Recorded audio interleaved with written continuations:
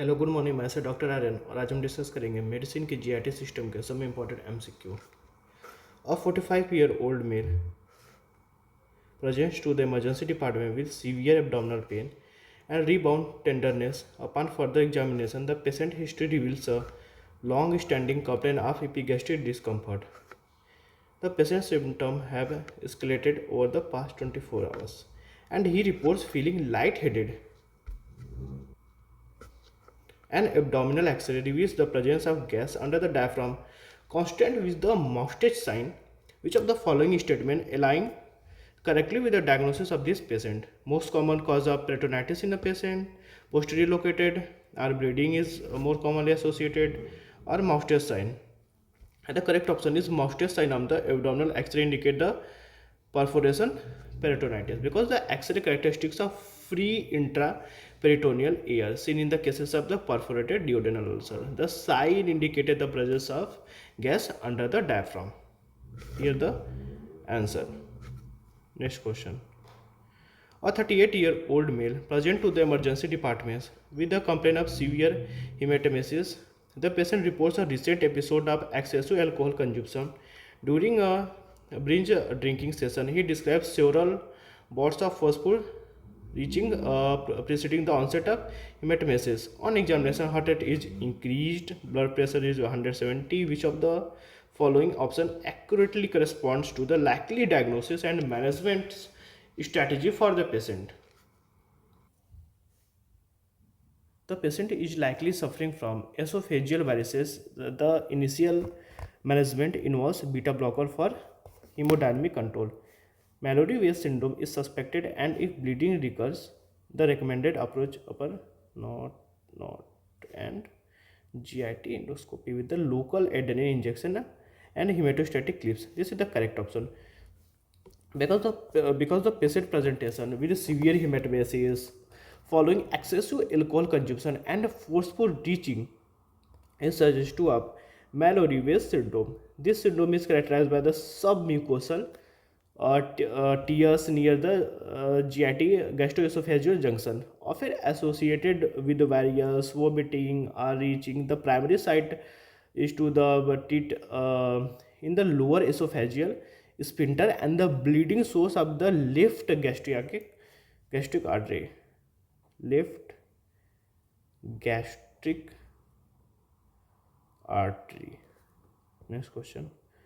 A 55-year-old male, a known case of chronic liver disease, presents to the ER with an episode of hematemesis and has splenomegaly on per abdomen examination. Which of the following accurately describe the source of bleeding in the patient presentation?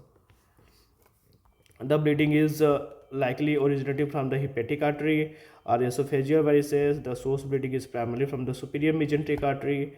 Or hematemesis is a portal hypertension is commonly caused by the erosive gastritis involvement of the gastric arteries. Here the correct option is esophageal varices with gastric veins are the source of bleeding in this patient with portal hypertension. Portal hypertension is seen in the chronic liver disease leads to the increased pressure in the portal venous system when the hepatic venous pressure gradient exceed 5 mm.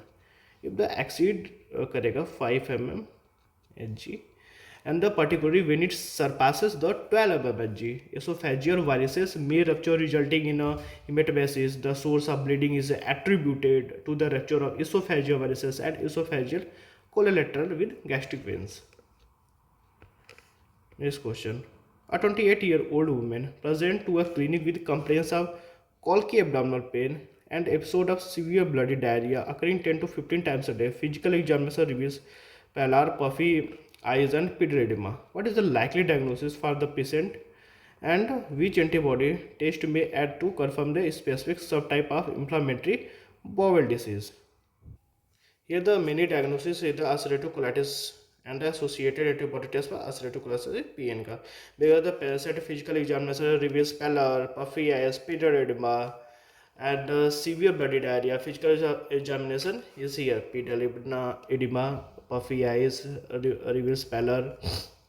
Examination diagnosis of this patient are suggestive of the severe ulcerative colitis with all the symptoms of the severe ulcerative colitis. In severe ulcerative colitis or inflammation are dominant affect the colon leading to the bloody diarrhea. And the systematic symptom, the associated antibody for ulcerative colitis is PN का perinuclear और antineutrophil to plasma antibody.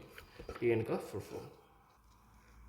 Perinuclear antineutrophil cytoplasmic antibody.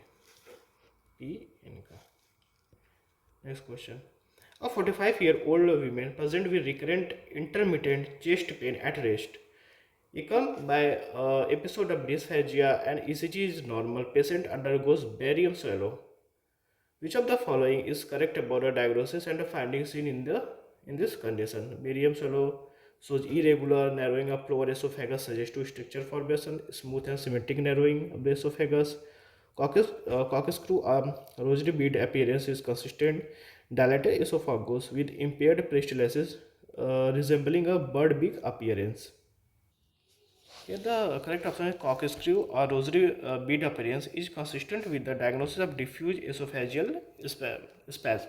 Diffuse esophageal spasm is associated with abnormal, uncoordinated contraction of the esophageal nucleus, which lead to the corkscrew appearance or rosary bead appearance on a barium swallow study.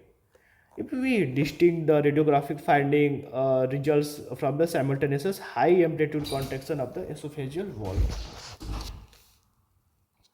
Next question. A 40-year-old patient present with painless rectal bleeding, proctoscopy is performed to investigate the source of bleeding, revealing internal hemorrhoids. Which of the following statement accurately describe grade 3rd internal hemorrhoids? Only visual on proctoscopy, veins prolapse during defecation and so spontaneous reduction, vein prolapse out during defecation and vein prolapse out during defecation and do not reduce the digital repositioning.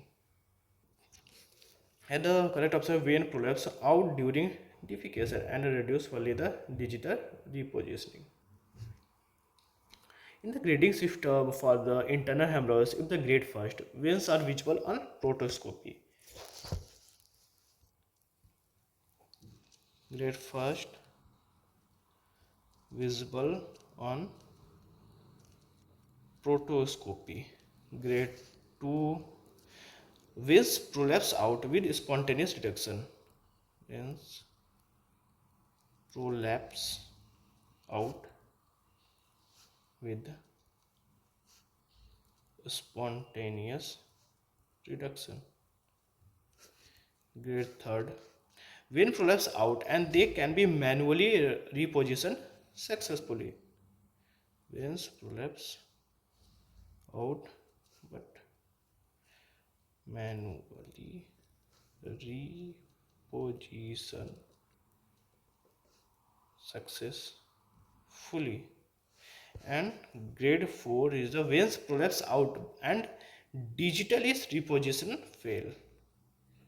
Veins prolapse out, digital repositioning fail. Thank you and keep revising.